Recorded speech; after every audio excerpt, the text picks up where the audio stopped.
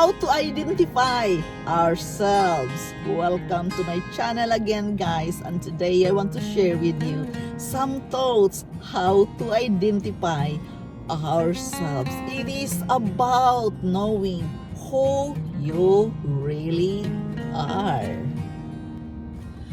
By identifying ourselves, guys, we must know the traits and characteristics of our own self. We are freeing ourselves up to live more and more from the heart who we really are.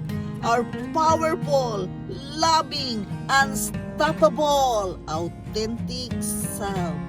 To identify ourselves, guys, we must know who we really are. Always feels like coming home. Who are you when nobody is watching you? If you feel totally safe, what would you do differently? It is also about identifying yourself. Who would you be if you leave yourself beyond fear? Guys, to identify ourselves, we must know how do we like to be seen for others? Which aspects of our personality do we hope people notice first? What is the most important that everyone knows about you? If your life were trying to prove something about you, what would it be? This is all, guys, identifying ourselves. We must answer these questions in order to identify ourselves. This is very important because this is about showing and being our authentic self. Who we really are. What is your habit? What is your, attitude towards others? Identifying ourselves, guys, it is very important that you know yourself again. Here we are again because this is about changing our life. It's not easy at all. Day by day, we live with different kinds of challenges. We live with different kinds of problems. But all these things, guys, it is very important. That's what the book says. Every problem will be easier to solve when you know how to identify yourself. When you know who you are, just simply being you. It is very important, guys, that you act. How would you like others will see you? How would you like others will respect you?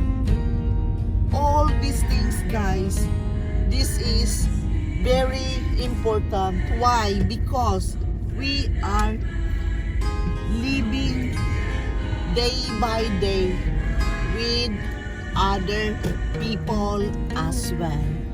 We must fit ourselves into them. We must be with them, trying to fit our shoes to their own feet, to mingle, to live with them, and give the expectation of others. But guys, again, knowing ourselves is very important because we must acknowledge our own limitation. It's not easy at all, but guys, remember, we have only one life to live, and this is all about being yourself. Identify really who you are, what you want in this life. What are your plans? Why you want to live the way you live now? Is that really the life you want to live? It's not easy at all. I know it's not easy. Everyone of us has a struggles to face. Every one of us facing one challenges after another. But you really guys, you want your life to change, then begin to identify yourself, who you really are, who these people you want to be with, why you want to be with them. You love them or you just want to be with them for a companionship, for a reason not to be alone. Guys, it's not really advisable that we want to live with other person because we don't like to be alone. It's not a good reason just being with them because you don't want to be alone. It's not a good, foundation of a relationship. You just want to live with them because you don't like to be alone. Being alone, guys, I've been alone in many years. It is also about embracing what is in front of you at the moment. This is your moment at this time. This is your situation, and you cannot change about that. Because I know many people is just choosing or wanting to leave somebody just because they don't like to be alone. It's not a good solution to a problem. Embrace your loneliness. Why?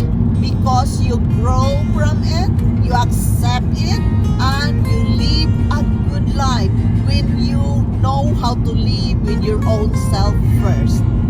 When you learn to identify yourself, when you learn about all yourself, who you are, who you want to be with, what you want to do in your free time, what you are doing at the moment, your hobbies, your interest is very important that you identify it, so it is easier for you to live with other people. By the time you are with others, it is the time you know already you are adjusted to the situation, and it is easier to be with others when you know how to identify yourself, when you know who you are, because you know your limitations.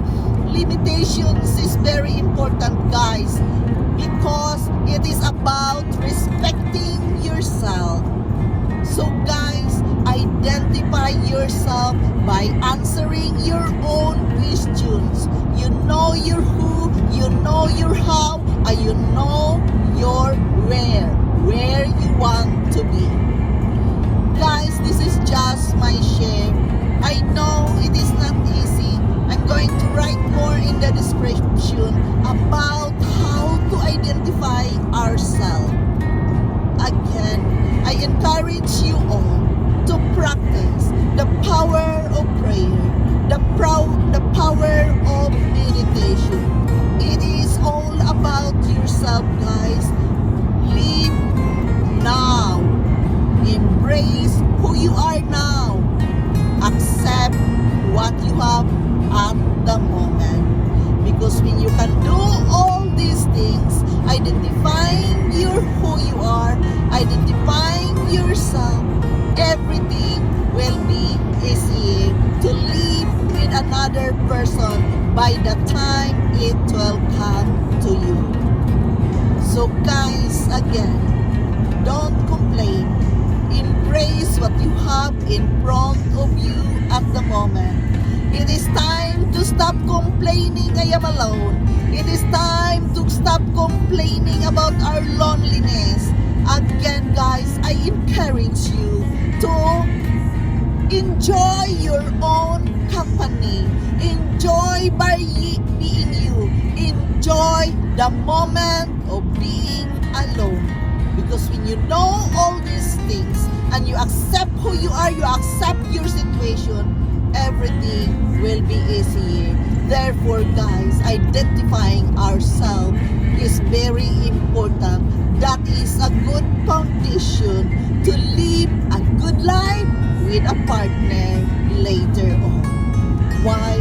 because you know who you really are.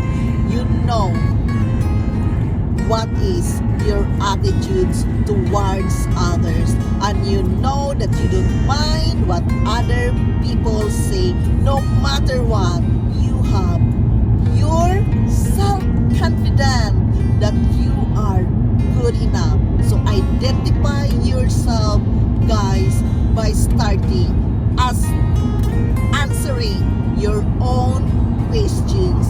The how, the who, and the where. Guys, this is just my share to you today. Thank you so much for following me in my channel. Don't forget to click like and share button so you're always notified every time I have a